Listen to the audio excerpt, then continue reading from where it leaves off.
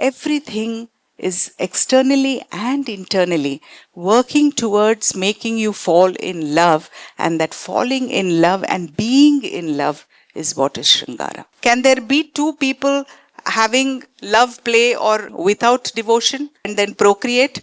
No. You have to surrender to each other. That the moment there is Shringara without bhakti, then it's a transaction. Whereas if there is bhakti, then it's Shringara Bhakti, and it is a beautiful amalgamation of two souls. Amongst the 9 expressions that are noted, if you love each other, you can be angry with each other, you can have compassion for each other, you can maintain peace with each other, you can hate each other, you can have disgust for each other. You can have all these things only when you are two. You can't have it for yourself alone. This entire structure of emotions is based on the pillars of Shringara. And though bhakti, while we note it as one of the rasas, bhakti is above all this. The moment you think that she didn't say sorry to me, it's over.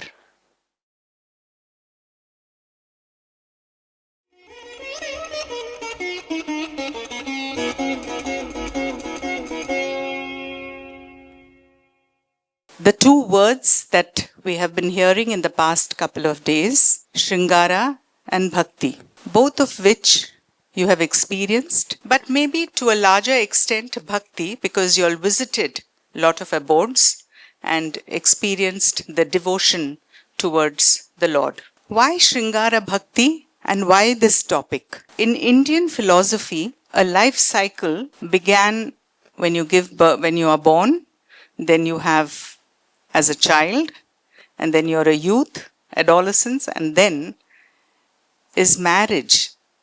The Gṛhastha Āśrama. Gṛhastha means one who lives in a house with a family. So the Gṛhastha Āśrama, or the period of when you are married and have children, and then you have grandchildren, and this entire family life that is there is very pronounced in Indian philosophy and Indian theology. So from that perspective, if you see, actually when does a human being experience Shringara? Shringara is not, because the brand names sold bindis as Shringara, it didn't mean that Shringara was just dressing up. It's a part of it. It's the beginning of a process that is going to start. When you love somebody and you have to go and meet them, you always make yourself most beautiful, presentable, attractive. You work on yourself. You stand in front of the mirror zillion times and check that everything is so perfect to order. And also then you start thinking, what color does he like? Or he thinks, shall I wear blue? Blue is such a corporate color, maybe I should wear a light pink today. Maybe she might appreciate that. So this whole constant wanting to look good is not for actually looking good or for the process of dressing up. Actually, it is about that attraction that you have to feel wanted by the other person. You have to actually make that person fall in love with you. So the means to the goal is preparing yourself towards that. So dressing is not the primary focus of Shringara. The primary focus of Shringara is to fall in love and to see that the other person is in love. So once you prepare yourself, this journey of preparation is not only physically, it's also internally. So before you go to meet that person, or when you are going to meet that person, the entire planning starts coming into your mind and says, my eyes should look innocent. My heart should be full of love. There should be flowers blooming in my heart. I should not eat too much and burp. So my internal organs should all be cleansed and in a calm disposition.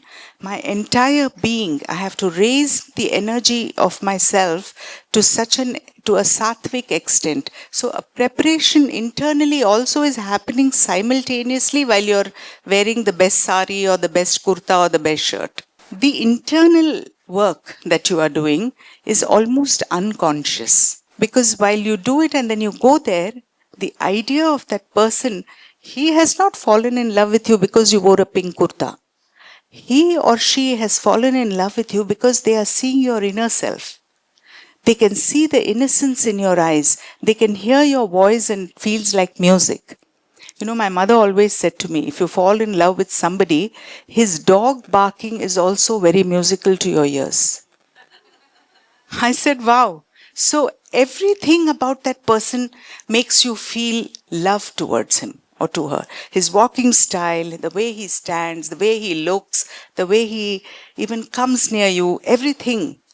In Indian music, we have that the heroine is sitting and listening and she just hears the footfalls. Ahat. She hears the footfalls and she knows that's him. So even that sounds rhythmic to you, the way he walks. Everything is externally and internally working towards making you fall in love, and that falling in love and being in love is what is Shringara. Indian philosophy can term it in any which way, in esoteric terms, which probably a lay person may not understand. But this, I think, everybody understands. That after this family life, in this family life, if there is no love, you can't live under one roof, you can't deal with each other, you're not compassionate to each other. But where does that, all these characteristics come? Because you're devoted to each other, because you are in love with each other. That bringing together two people, putting them in a house together in a room, and then both of them feeling some kind of unexplicable feeling for each other is what is bhakti. Bhakti for each other. Bhakti, if there is no bhakti or devotion to each other, then there is no Shringara. Shringara is possible because there is attraction and devotion to each other. Similarly, there can be no bhakti without Shringara. If you didn't fall in love, there is no devotion to each other. So for me, Shringara and bhakti are two sides of the same coin. You cannot separate them. I always had many questions. What is this relationship between Shringara and bhakti? What is the ultimate aim for us? To become one with the Lord? Jivatma, Paramatma, the human soul and the divine soul. You want to join and become one with Him. This entire concept of Atma, that is, we are the soul and He is the Paramatma, the higher soul. So this tiny little soul that is existing in the human form wants to shed its human form and then go and become one with that mighty and higher presence that is felt in this universe. So what is this interrelation between the two of them? And isn't there a dependence on each other? When we explore all these things, we understand that most of the times in today's day and age, we find Shringara separated from bhakti. And so, when you see Shringara being either performed or in real life, you find it not the way you want to look at it, not the way you experience it. How can there be Shringara without two people wanting to be with each other, wanting to have devotion on each other? Only then can you unite. Shringara, the ultimate aim is to unite and then to procreate. So creation, what is the basis for creation? Shringara. This whole universe is standing on the basis of this activity of creation. The creative aspect of human creation can only happen if there is Shringara. So when two people come together, they involve with each other, they surrender to one another. Can there be two people having love play or love making without devotion? Can there be two people who will stand one there and one here and then procreate? No.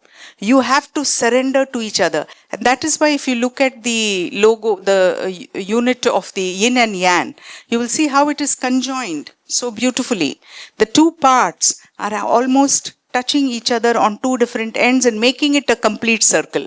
So that complete circle, that you expect two human beings to become, then only there is creation. And that becoming one at this level, because you are in a household space, it is Shringara. And then as you start moving out of it and then moving to the next level of your life, then that becomes Sannyas Ashrama, or then a total surrender to bhakti. And we'll come to that later. So how did Cupid's arrow, the arrows of Cupid, or Manmatha as we call it, how did they impact different people differently? She looks at love differently. Cupid throws an arrow on her. She believes that if I go to the beach behind Aurobindo Ashram, then I will feel love. She feels that if I go to the park in Bombay or the beach in Bombay, and I will feel love there. His arrows impact every human being or every character differently. His arrows on Krishna reaction was very different. When Cupid's arrows hit Krishna, because he is the character that he was busy flirting with millions of girls. Whereas Rama in his avatara was very straightforward man, very single wife oriented. He never looked at other women when he was in complete surrender to his wife. So the reaction of Cupid's arrows on different people was different. How would Shiva have reacted to that arrow? He got very angry. He just burnt him. He said, how dare you? I mean, you throw your arrow at me, you thought you will control my feelings? And with the third eye, he just makes him into ashes. It's only later when Parvati comes and says, no, don't do this. The world will, collapse without love and affection. We need him back, So then with a lot of reluctance, he gave him his life back. But what did he do?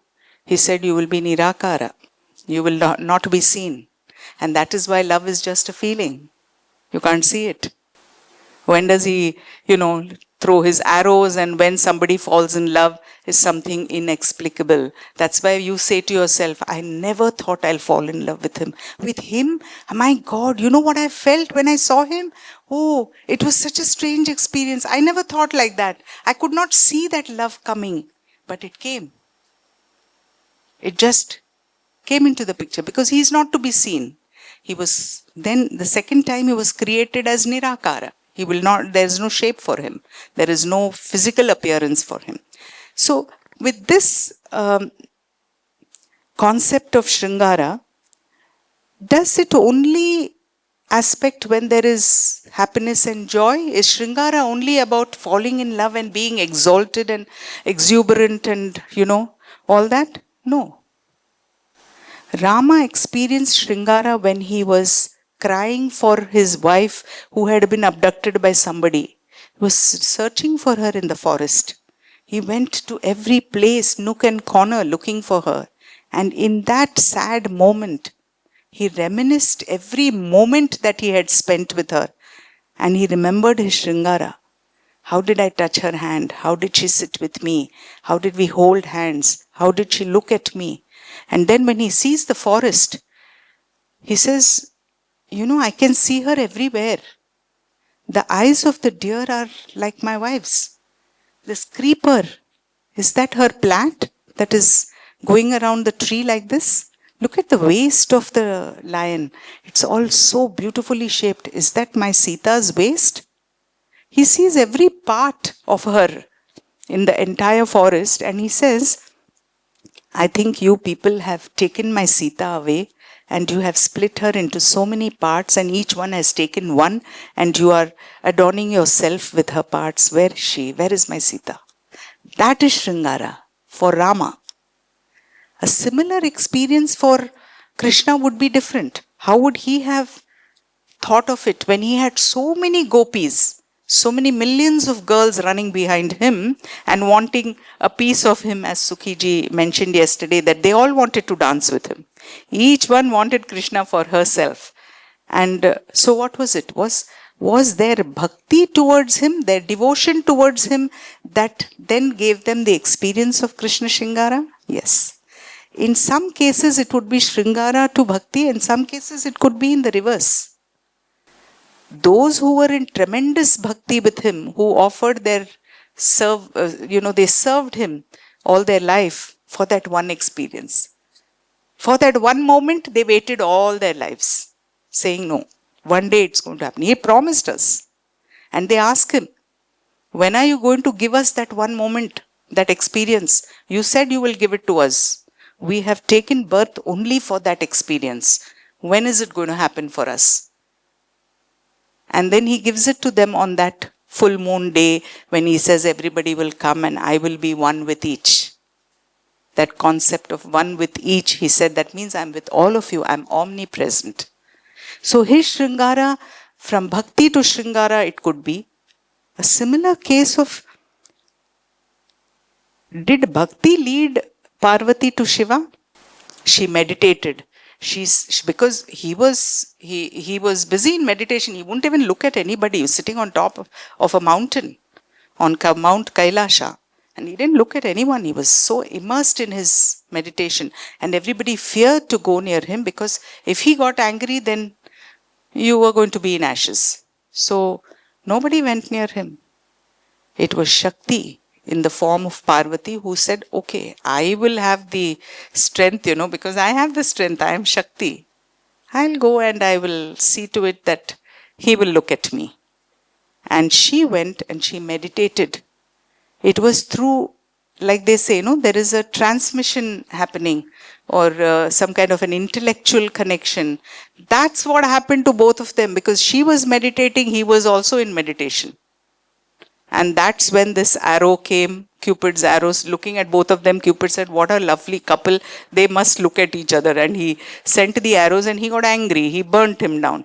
Then she wept and said, no, bring him back to life. And after he brought him back to life, and then he sort of reconciled that this is done now. And then when he looks at her, the arrow starts taking its reaction at that moment. And when it starts its reaction, he suddenly finds her very beautiful. So how does this love of each person manifest? Krishna ran around, pulled plaits, stole their clothes, did all kinds of things. Rama sat in a corner and remembered his wife and wept. But what about Shiva? How was he reacting to it? When he saw her and she was standing far away, maybe at that distance, he just looks at her and he says, come here. There is no going to her. He has to come here. So she has to come. So he says, come here, just with his eyes. So she's very shy and she says, no, and she turns away. And she expects, what do all girls expect?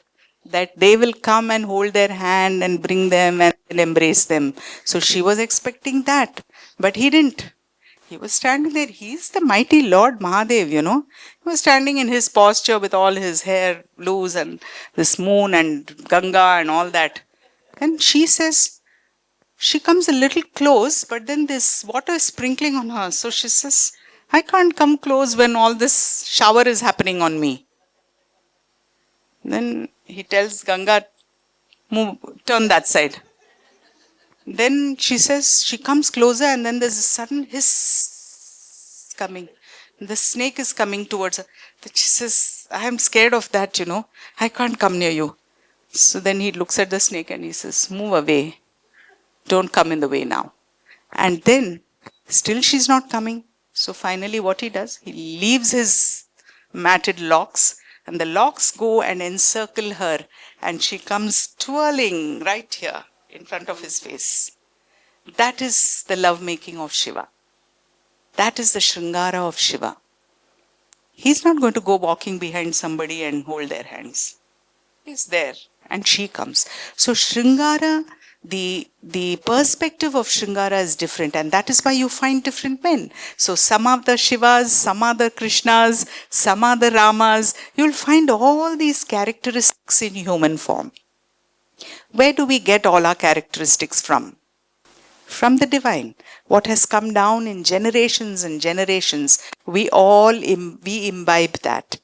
And so you'll find all these characteristics in different boys and different men. And you'll find the same characteristics of Parvati, or you'll find Sita, who is very humble. You will find Radha, who is completely in surrender. And you'll say, you know, my friend, I've heard in offices, my friend, colleagues say, you know, Arey, he's so lucky, yeah. You know, his wife, she listens to everything that he says. He is so lucky. She is in complete surrender to him.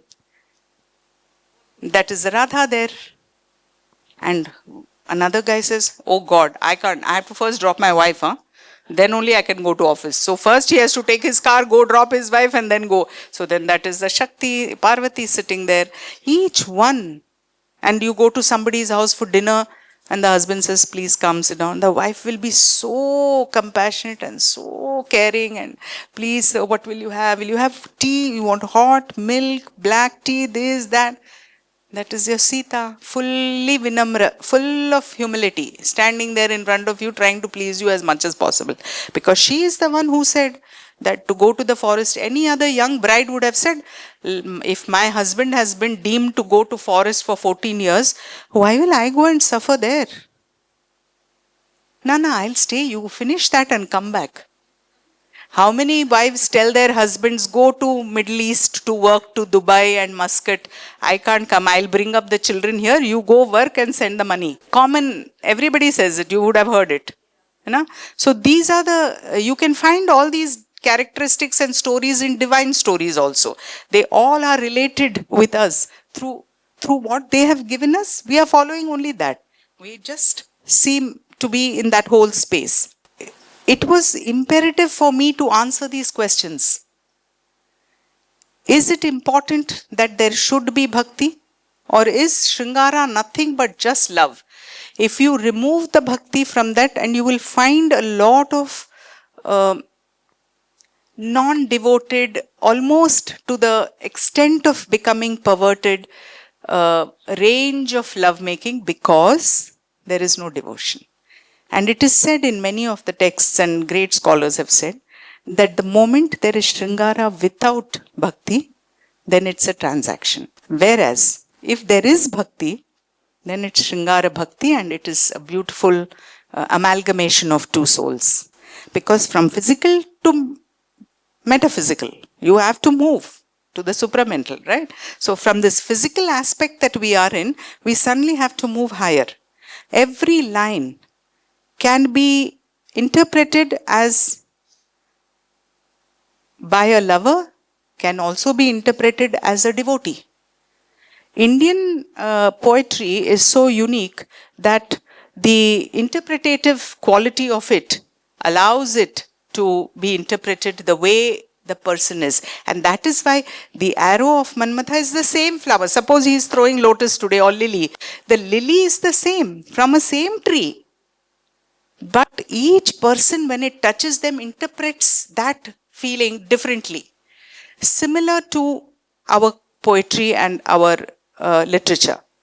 Every aspect. That is why there have been revisits and reinvents and looking at all the literature that we've had from way back. Even today, Vedas are interpreted differently by different scholars.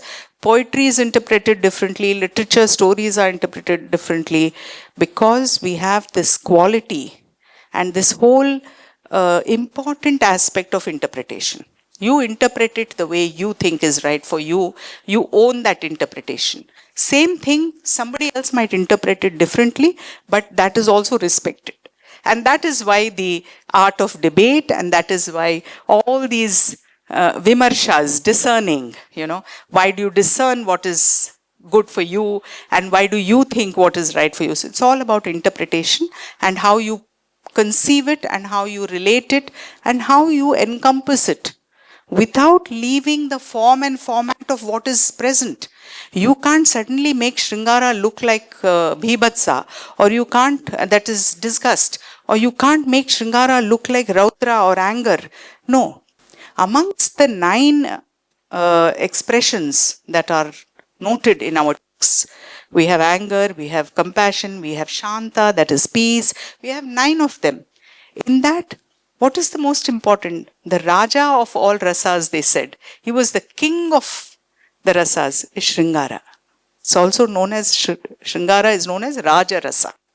so that everybody understands that without Shringara, none of the other rasas can be experienced. If you love each other, you can be angry with each other, you can have compassion for each other, you can maintain peace with each other, you can hate each other, you can have disgust for each other. You can have all these things only when you are two. You can't have it for yourself alone. Single-handedly, you don't do all these expressions. You have somebody with you. So this entire structure of emotions is based on the pillars of Shringara. And though bhakti, while we note it as one of the rasas, but it's not technically in those 9 rasas. Bhakti is above all this. So all these expressions are there. They are based on one expression or feeling or emotion. And from there, when you rise above all this, that's when you are in bhakti. That is step by step going closer and closer to becoming one. She's taking an auto rickshaw and coming. She's coming by helicopter. He's coming by bus. Somebody else is coming walking. Each one is taking their own time to reach that pinnacle. It may take time, but eventually they will reach there because their goal is that. But some people get evolved very quickly, some people express better. So all these things work. From this infrastructure of these 9 emotions, you have to lift yourself up, leave all these emotions. That is why the great sannyasis don't have anger, they are not jealous, they don't have disgust for everybody, they are humble. All these characteristics and these 9 emotions which they have moved away from themselves, after finishing Gṛhastha Āśrama, they then move up towards bhakti. So they leave all this behind.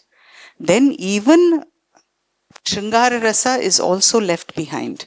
Because what is Shringara and physical, accompaniment, where does it stand in front of the Lord?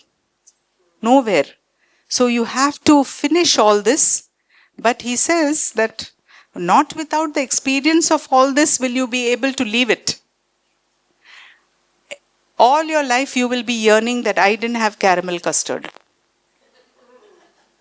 If you don't eat it at all. But if you do, then you say, I had it. It's okay. It's fine. I enjoyed it that day. It's fine. I don't need it anymore.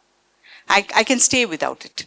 The staying without it and rising above it can only happen if you've experienced it. And that is why traditionally these ashramas were created so that you go through it, you are able to leave it behind, and you say, okay, I've worn blue all my life. I don't need blue now. I can wear some other color. And for that wanting to wear some other color, you have to be able to have experienced it and move up. Yeah, I'm going to do a small demonstration, just one line. I want to show you how the same literature can be looked at from the eyes of devotee, and the same thing can be looked at from eyes of a lover. It's in the Tamil language, and it says, Irakkam. Irakkam means compassion. Varamal, you didn't get compassion on me. Pona denna karanam, why did you leave me and go away? So the heroine says that, I've been waiting here for such a long time and you don't have any compassion on me and you came and quickly ran away. And I'm waiting here. I dressed and took 1 hour to come and now you are within 10 minutes, you have to leave. So that's what she is saying, little bit angry way. And then the devotee is pleading, saying, all my life I've done your seva. I've been at your feet, at this beautiful lotus feet of yours. And you are supposed to be the sea of compassion. Why have you left? Why did they close the door of the temple? Why did you not look at me and I'm sitting here waiting for you?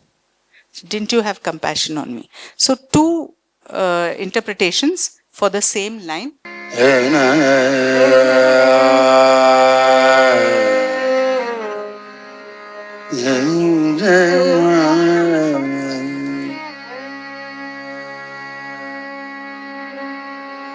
Irakkam varam ponadenna karanam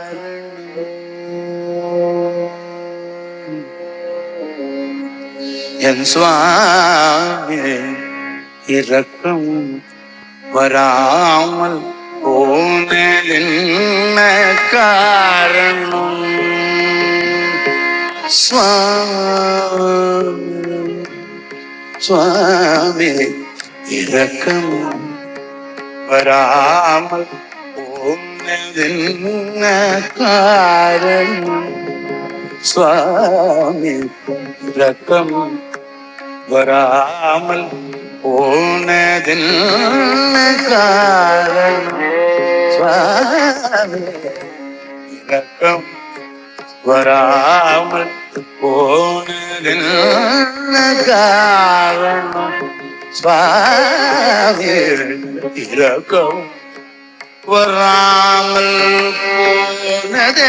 போனதென்ன காரணம் சுவாமி என்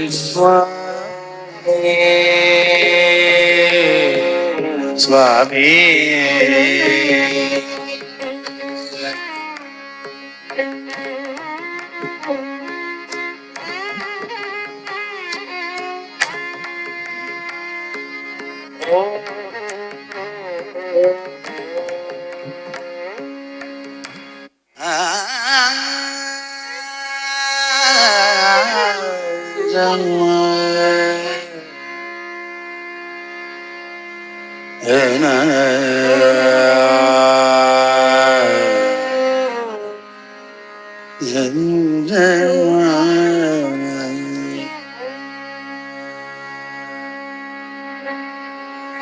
இரக்கம் வராமல் போனதென்ன காரணம்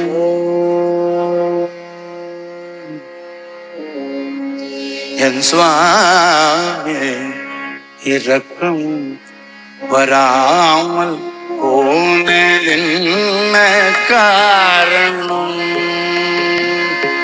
சுவாமி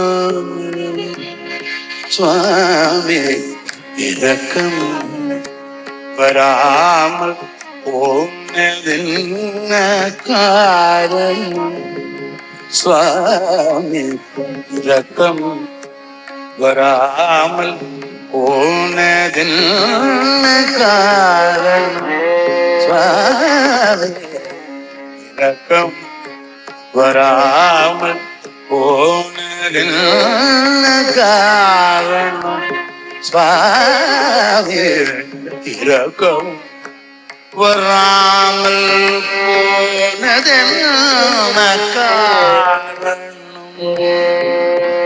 சுவாமி என் சுவாமி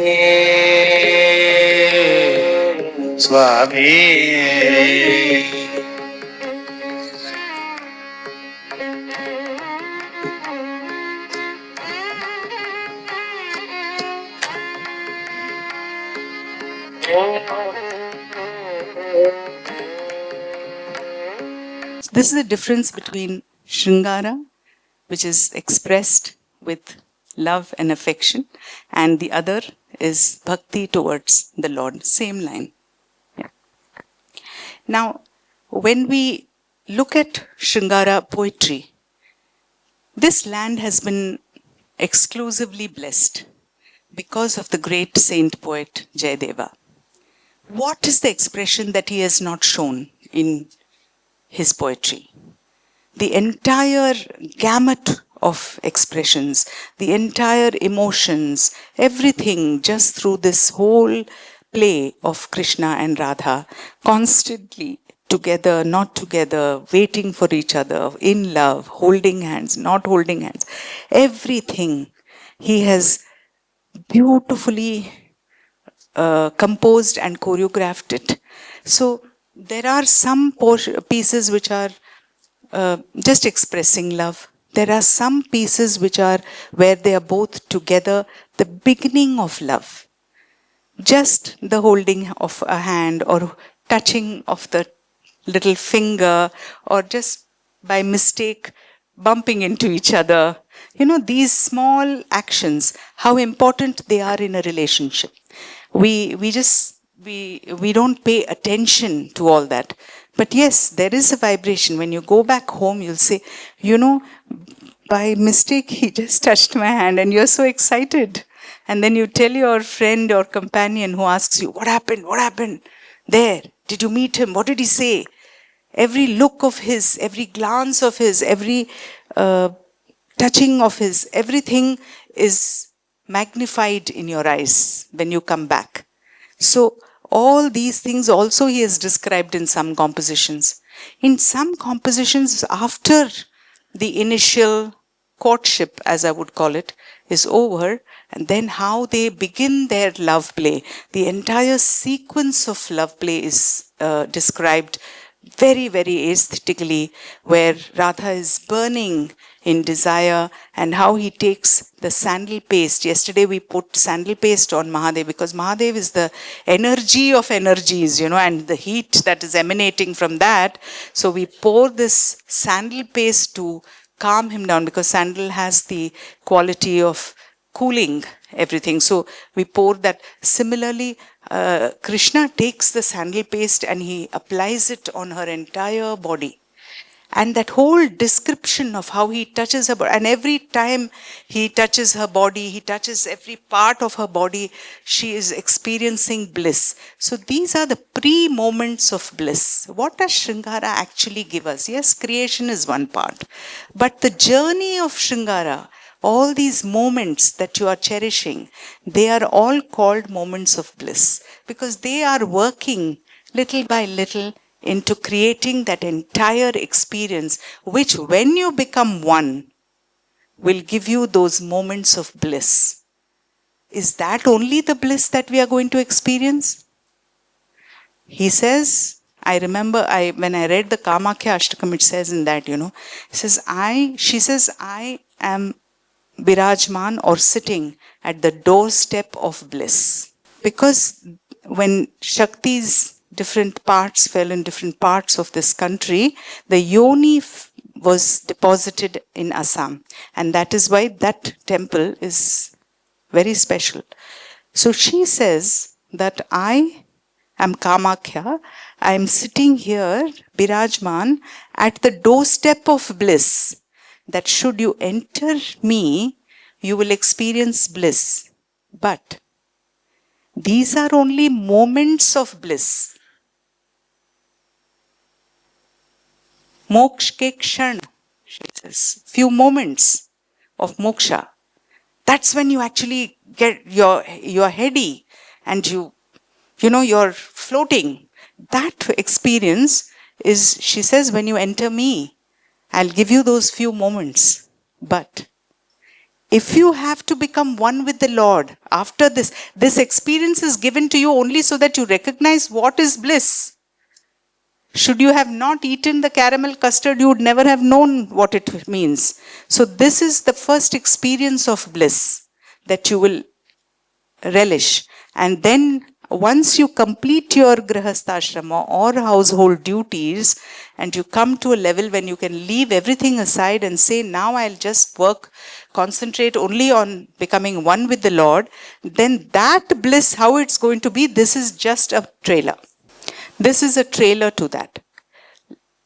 Indian philosophy has always portrayed this experience of Shringara or love making as something very divine. It was never looked at as the end. It was always looked at as a means to some other end. And so in the means it says that this is just a little, few moments I've given you. Experience it. Get the taste of it. Then you will know, if you have to become one with him, what will be the reaction of you and how you will become one with him. And that is when it is moksha. Nothing else equates to moksha. Moksha is only equated to that becoming one with the Lord. You have to release your physical self. The soul has to touch the higher consciousness. That's when you attain moksha. And that becoming one and the bliss that you will receive is like a million, zillion times more than what you experience here. But in this physical time, when you are here, this physical body needs to understand what it is. Unless you come to a temperature which is hot, you'll never know what is cold. So the Lord designed this whole, process in such a way that you experience all this and then you move on. And then when you move on, that becomes the ultimate aim for you to attain Shringara, to attain Bhakti. So from Shringara to Bhakti, it's a very conscious life and it's a very conscious journey. And one has to understand the beauty of it, not experience it in a manner that, it's a part of life. We have to get children, so we have to, indulge. No. Once you think that this is an experience that is going to now lift you somewhere else, you will look at it from a different perspective. Procreation itself is a magic. It's not something just, we thought and the child came and stood here. It's a process, and it is a magical process. I mean, unimaginable. Can't even imagine that some seed goes, something happens, something conjoins, something becomes, something starts growing, starts breathing. The doctor is seeing and saying, oh, hear the heartbeat. Oh, look at the eyes. Oh, this. So it's magical in front of one person that I am just a normal person. I eat every day and I cleanse myself and relieve myself from all the, properties of which should not be in my body. But how am I carrying this life? And how did the life start? How did it come together? So this conjoining, the yin and yang, that is so important. Look at it from a very artistic and a beautiful perspective. If you look at that circle and that S-shaped thing, so one tip of the other is conjoining the larger part of it, and that when it tips down becomes narrower, connects with the larger side of it. So it's so beautifully encompassed like that. That is the beauty of creation. And from that creation only, from that activity only, a life is born. And all this is magical. This magic can happen only when this Shringara takes place. So right from the beginning of Shringara, up to the time that procreation happens, and then you continue the life of Shringara, it's got a long pace. And once that is done, when you think that I am done now, I have worn enough indigo and I don't need that anymore, that's when you yourself will decide that this is it for me and now I'm going to go forward. Sometimes it happens early for some people, sometimes it happens later for some people. For some people it may just happen without experience of Gṛhastha. Sometimes it may happen after the experience of Gṛhastha. I remember my mother telling me, she said, now that I got divorced in 96 and the whole world and its cousin felt that me and my husband were such wonderful people. And how could something like this happen? Even today we are great friends and many of my friends have seen him around me even now. And so my mother said to me, she said, that program is over, Usha, she said. That part is over. So now move. And now you have to explore yourself. And for this, you have something that is calling you for higher consciousness. You have completed that. You have experienced it and it's sufficient for you. So move on. It may happen early for somebody and for someone later. It may happen for somebody living with someone all their lives. Still it can happen. My parents were together all their lives and still it happened for them. That at some point my father became a spiritualist and he moved on to, work on himself and a lot of spirituality. So it happens at different stages for different people, depending on what karmas we bring with us, what we have experienced in our previous lives and how we are going to look at it from this perspective. It may happen differently, but it will happen for everyone. And sometimes we find and we look at people and we say, I don't think they're getting it. But believe me, there will come a time when they will get it. Because he has his own method of making everybody get it. It is his method, not ours. He chooses. I chose today, Asha, to come here and do some dance for you. Right? So, like that, he chooses. And he says, This one come quick, this one come late. Like in a classroom full of students, we select a leader, we select some other person to do some other jobs. So each one gets selected by him to do a certain task. And when we are in this task, I believe that we should recognize it for ourselves. We should be in awareness always. I remember the great actor Amitabh Bachchan saying, his father said to him that once he didn't get some role or some big film, he didn't get it and he was very upset. And he said to him that, जो हमारा मन का हुआ तो बहुत अच्छा, जो मन का नहीं हुआ तो और भी अच्छा. That means he has his divine plan. This may not be the ultimate for you. And then came that great hit film called Diwar, which made him the superstar of superstars. So that what has to come, he is designing. If it's not meant to come, you may go behind it all your lives, but it will not come to you. Because it's not meant to come. And at some point, our awareness will tell us, Usha, this is not for you, leave it. That awareness is what will prompt us. We have to be in awareness always. In every relationship or in any expression, whether it is Shṛṅgāra or Bhakti, awareness is very important. Be aware of yourself. Look at yourself. Understand yourself. See from where you're coming. You yourself will know, I'm a bit slow in all this. We say to ourselves many times, no, I just can't deal with it. I can't work on technology. I don't know what is Instagram or whatever. Why? We know. We are aware. So we won't go in that path. We are happy with that old-timer Facebook. Good for us. But we are aware. Should you be aware? It will help you. If you are not aware, you will be trudging, falling, getting up, walking, hopping, and then finally one day you will collapse and then he will hold your hand and lift you. So this guy was drowning in the sea, He says, you are supposed to be the sea of compassion. And here I am drowning. You didn't bother. So then he says, no, drown a bit. Swallow some salt water, cleanse yourself from inside. And then correctly when he was just about to submerge, there was a little twig that was floating. And this guy held on to the twig. And he thought, what can this twig help me? Really? This tiny thing?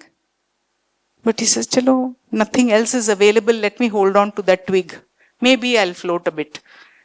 Then when he had faith in that twig, he held the twig. The twig was actually a huge branch. And it just allowed him to come out of the waters. So that tiny twig which is coming in your life, or somebody is telling you, don't do this or do this, we are ignoring it because we think we know everything. We are not in awareness, but we are so full of ourselves. We have nothing. We are nothing. Anybody says sorry to you, you tell them, please ask him, not me. I am a mere mortal. I am also like you only. I can also make a lot of mistakes, and I would have, and I keep making. But to seek forgiveness is not me. The moment you think that she didn't say sorry to me, it's over. There is no sorry to you. Who are you? It is he. And he designs all this. He brings the right people together. We may always think that our life partners were not meant for us. But there is a meaning in that madness. He brought those two people at that point in time to be with each other because he has a purpose for it, which our untrained, blind eyes can't see. And he's watching from a top angle perspective, sitting on top in a drone and watching all of us. And he knows. Then he'll say, okay, now Usha, you go to Windsor Manor and you meet Nilima there in the corridor. And then from there, she will say something. And somebody will call you and say, can you come to Pondicherry? We want some cultural program. And then I'll tell Nilima, let's go, yaar. I don't have a vehicle. I'm a scooty person. I had a two-wheeler. We can't go to Pondicherry from Bangalore in two-wheeler. She says, no, I have a Maruti van, I can come. And who goes in that? Because we are just two of us. My nephew was staying with me. I told him, Bharat, you come along with us. So he jumped into the car as a child and we went, we stopped on the way, we plucked mangoes from somebody's farm and that guy came running behind us. We enjoyed all this and then we came to Pondi. That program never took place, sir. But we went to Pondi and she became a devotee of Ma and Mother and Sri Aurobindo because of that one trip. So he designs, not us.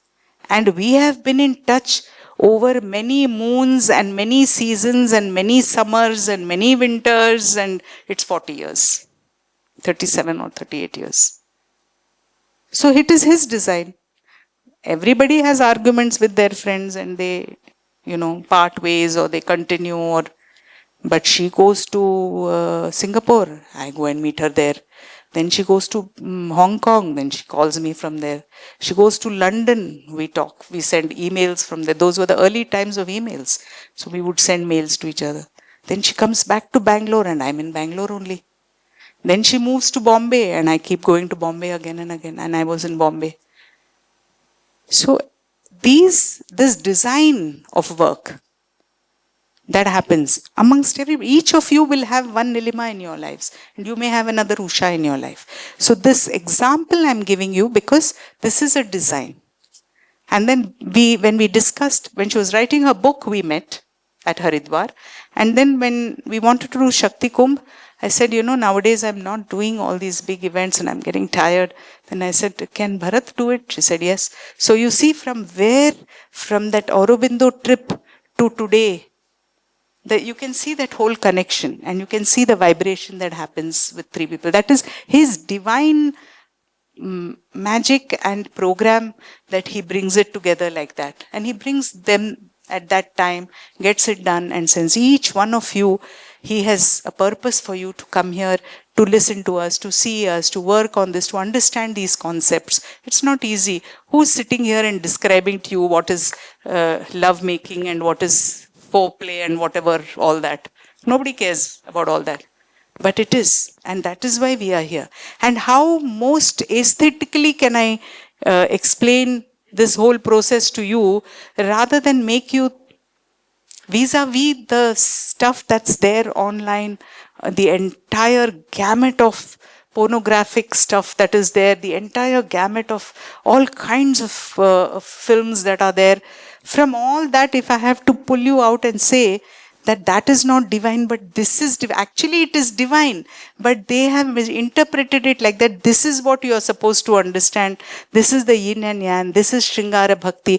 I have to bring you to that. Then a Shakti Kumbh has to happen. The temples have to happen. Your Bhakti has to come out. And through all that Bhakti, we have to tell you what you have experienced in the few years of your life with any partner that you may have had is Shringara. Because now you are in Bhakti. You have come here because of your Bhakti. Whatever you experienced was just the ladder for you to climb, the rungs of the ladder which takes you up. So those were those experiences which you had to do, which you had to complete and come. Unless you have completed that, you won't reach here today. So I've selected two pieces for you all, both Oriya literature.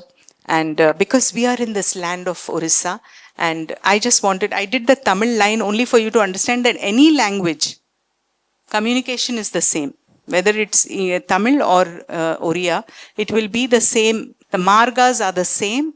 It's the way you reach there. She will reach it through the language of Oriya through Odissi dance. I reached out to you through Tamil and through Bharatnatyam.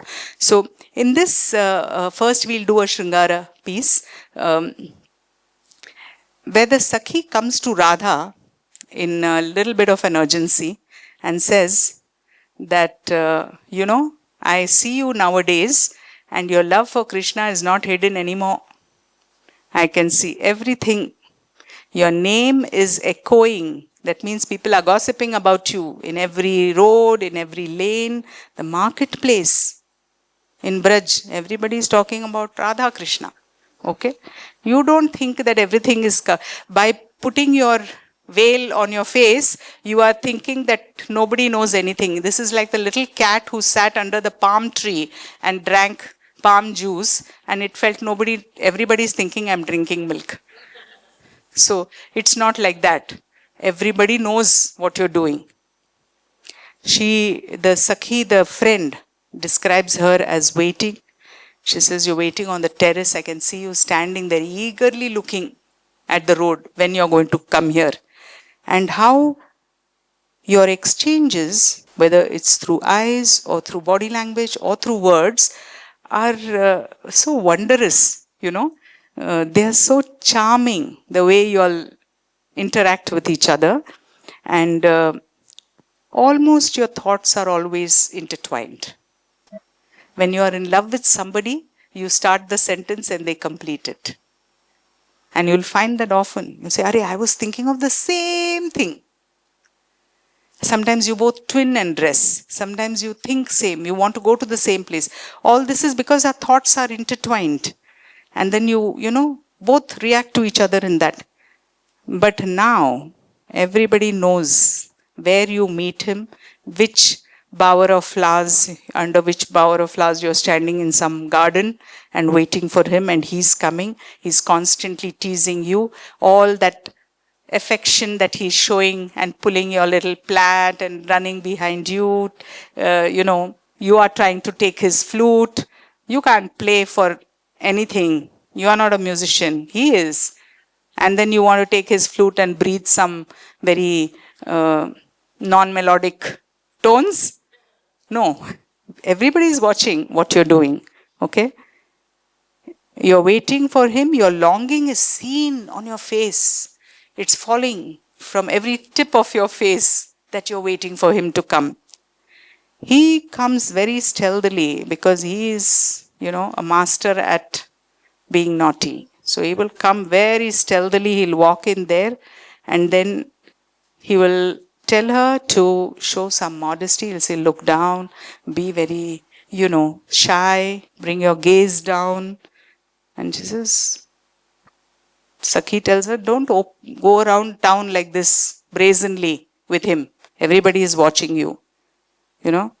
Even when the Sakhi is so delighted with the beauty of Krishna and Radha's love, she still tells her, don't go brazenly outside. Everybody is watching you. Yeah? So Asha Rani is a wonderful dancer. She is a student of a very big teacher, guru here, Aruna Mohanty. And I'm very blessed that we got such wonderful dancers to come and assist us in our presentations. Baju chi sahi bajare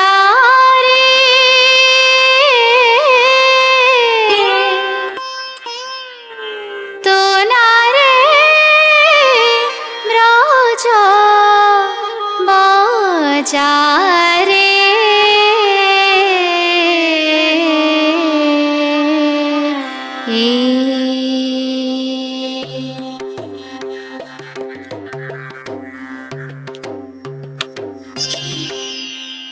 बाजू छी सही बाजारे तू नारे ब्रज बाजारे बाजू छी सही बाजारे बाजू छी सही बाजारे बाजू छी सही बाजारे तू नारे ब्रज बाजारे बाजू छी सही बाजारे तू नारे ब्रज बाजारे बाजू छी सही बाजू छी सही बाजू छी सही बाजू छी सही बाजू छी सही बाजारे तुम्हारे ब्रज बाजारे बाजू छी सही बाजारे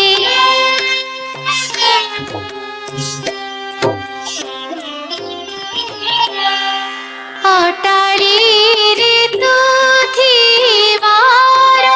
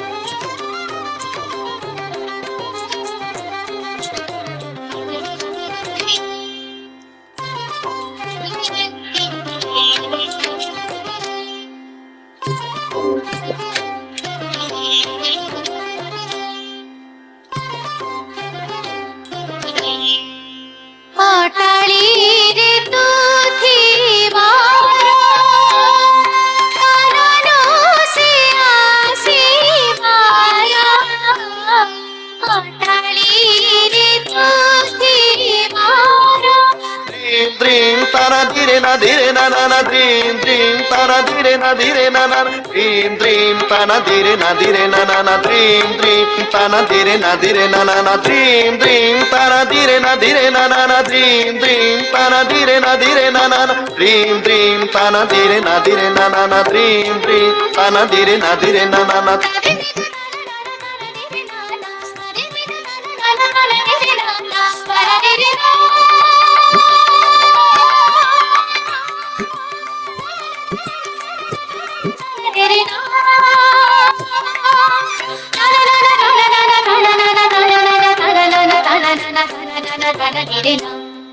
Anani chamatkara,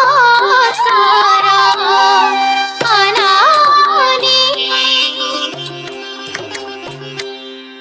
anani, anani,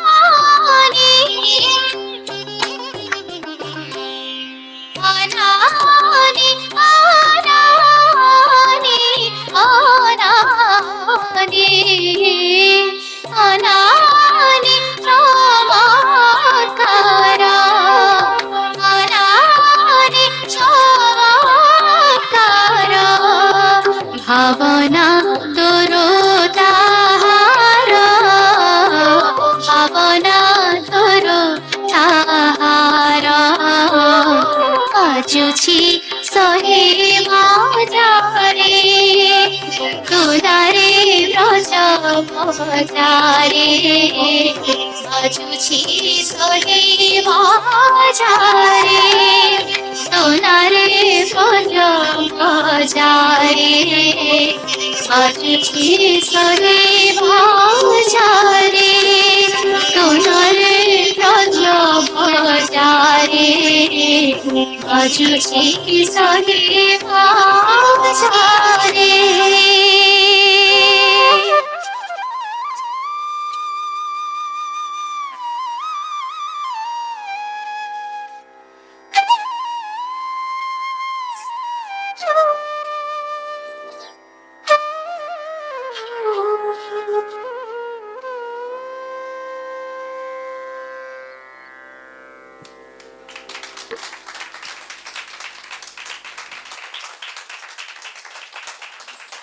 So all the descriptions that I gave you all, you would have seen in her dance, and how aesthetically we are able to display love for each other. It doesn't have to be crass at all. The second piece we've selected is another shorter one, which is mostly about how the same Radha, who is so madly in love with Krishna, also shows her bhakti towards him. She says, my entire and deep love for Krishna is not without devotion. It is only with devotion. And so I will call you Shama, Sham being evening or the color of dusk, because he is dark. She says, I'll call you Shama. I will make a beautiful garland for you with jasmine flowers which are very fragrant, so that when I put them on you, you will feel, you will smell beautifully.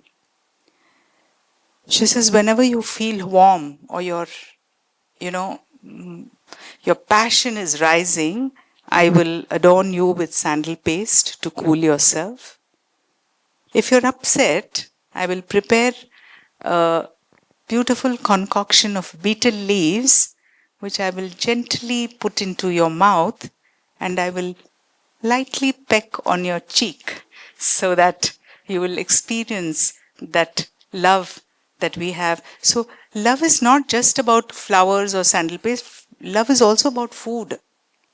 Love is also about what you give your person. That's why when you love somebody and they're coming home, you are so crazy about what would he like to eat, and the juice has to be perfect for him, and this meal has to be right, the plates have to look, everything is so important. So from head to toe, every part of the body has to be identified and satiated. So she says, if you feel hungry or anything like that, I'm going to give you this very intoxicating package of betel leaves, into which she'll put a lot of interesting cloves and all these fabulous smelling herbs, and then she'll mix that together, tie it up, and give it to him. And she says, I will portray my tenderness and my love for you and my devotion for you through my dance. So this beautiful composition of the poet Kabi Samrat Upendra Bhanja, and it's in Rag Mishra Khamaj, and beautiful 14-beat stala. It was choreographed by the legendary, the one and only Guru Kelu Charan Mohapatra. We are blessed to see his choreography today as Bhakti, because he was, I don't know if you've seen even pictures of his, you should go to Google and see his pictures. He was a very frail, slim, tall man with almost bald. By the time I saw him, he was balded, and a few teeth had been lost, and a very nondescript person. If you saw him walking on the road, you would just think he was an elderly gentleman walking. But should he have come on the stage, and should he have sat down in the posture of Radha with both his hands up and him looking down, and that entire sculpturesque body, suddenly you would feel one woman is sitting there with beautiful breasts and hands up there in complete compassion. That would just come into him, you know. And he was such a divine dancer. The beauty of his dance was that he portrayed and expressed Shringara with such utmost bhakti that one never saw anything else but true bhakti and Shringara in that. And he was the prime example of that for me also. And today we are seeing his choreography. Asha is going to, and with that we will conclude our session. Let's experience this, and then of course the instructions will follow later. Thank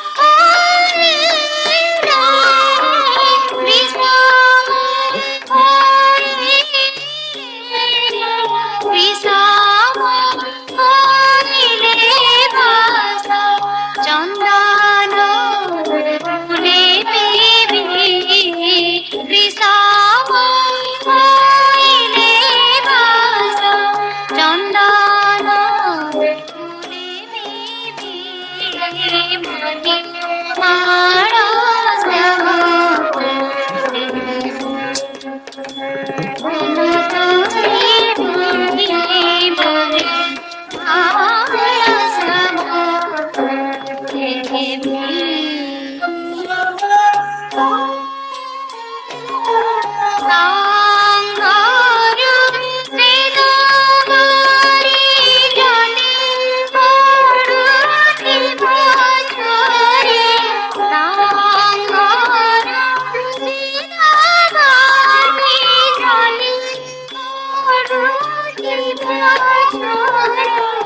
Mudrusti Paramte Anatari Mochevi Mudrusti Paramte Anatari Mochevi Kani Paramtari Mochevi Kani Paramtari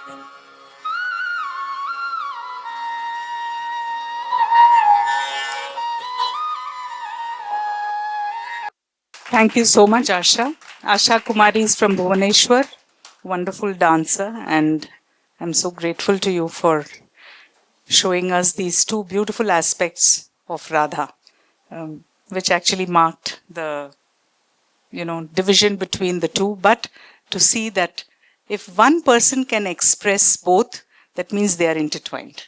The feelings are intertwined, and you move from Shringara to Bhakti. I hope I have drawn some light to your understanding of these two aspects. That's why we included them in our, Kumbh, because we thought we should just touch upon that. You'll see all of it. You'll see the Shringara, the postures in the temples. Now, when we go to Konark, you'll see all that. Then when you go to every temple, you'll see so much of bhakti overflowing. Sometimes we think that bhakti ke liye Shringar ki zarurat hi nahi hai. Shringara has nothing to do with bhakti. Bhakti is something we have to leave everything. We have to be very stern and strict. And no. The Shringara has to continue. The flow has to continue. You have to be in love with the Lord now. From a human, you're trying to lift yourself to the metaphysical, and that love for the Lord is what will continue. It's an expression of continuance. It's not something that you have to let go behind and go.